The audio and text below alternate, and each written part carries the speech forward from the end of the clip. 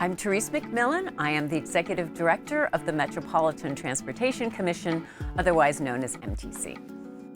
MTC is a transportation planning and financing, investment, and in some cases, operating for all transportation in the 9-county San Francisco Bay Area. We have a very special role with our transit operators.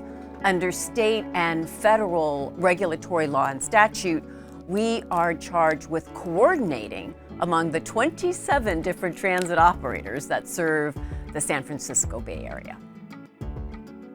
When COVID hit, our transit operators saw a massive loss of transit ridership and therefore had to greatly reduce their services. Our ridership went from about 410,000 a day down to 28,000 a day. A very, very significant impact on our ridership and our revenue. And fast forward to now, the Bay Area as a whole is lagging in return to office. And so that coupling has proven very challenging, not only for BART, but for all the transit agencies in the Bay Area. The Metropolitan Transportation Commission partnered with the transit agencies then to ask the question, how might we come back better? That was known as the Blue Ribbon Transit Recovery Task Force effort, where we wanted to rethink the opportunity of bringing transit back for the customer in a way that would be responsive and better suited to their riding needs.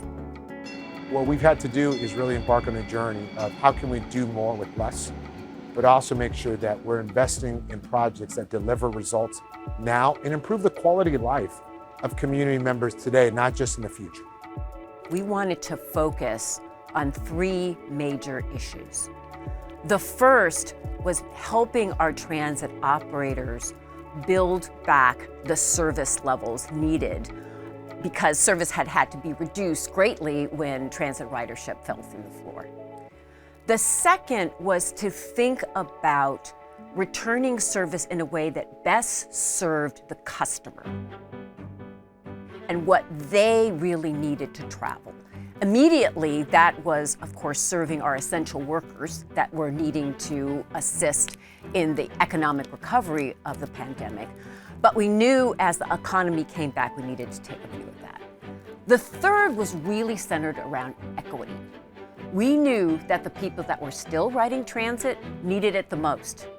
They were our low-income riders. They were, again, essential service workers, many of them in low-wage jobs.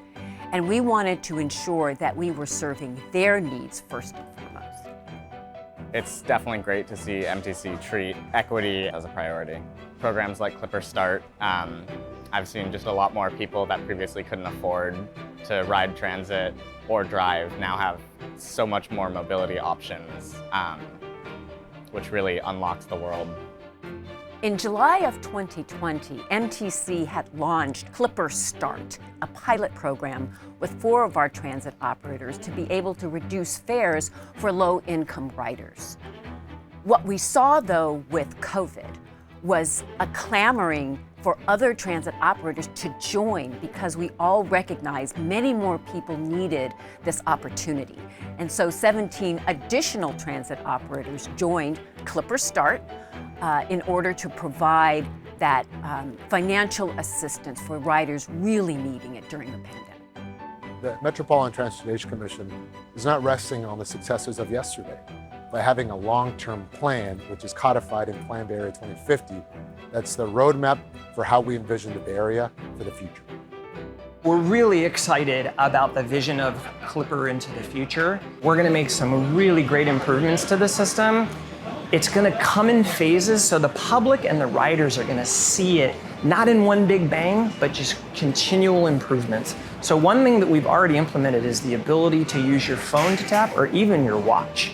You can use your Apple Watch, you can use your Android phone or your Apple phone, put your card into the phone and tap and go. It makes it so much easier because now you don't have to go to a ticket vending machine, you don't have to go to a website, you don't have to wait in a line, you can just go. The other exciting thing is for travelers that come in that just want to come quick, they can just pull out their credit card and tap it on the gate. It's called open payment. and it's going to be throughout the entire system.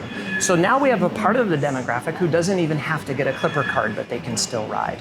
So there's a whole gamut of wonderful things that are coming with Clipper.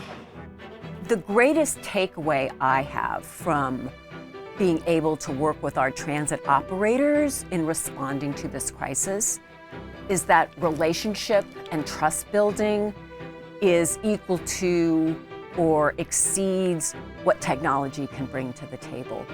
It was really about identifying a common mission at a time of a common crisis and thinking through how we could best work together to serve the people who need us.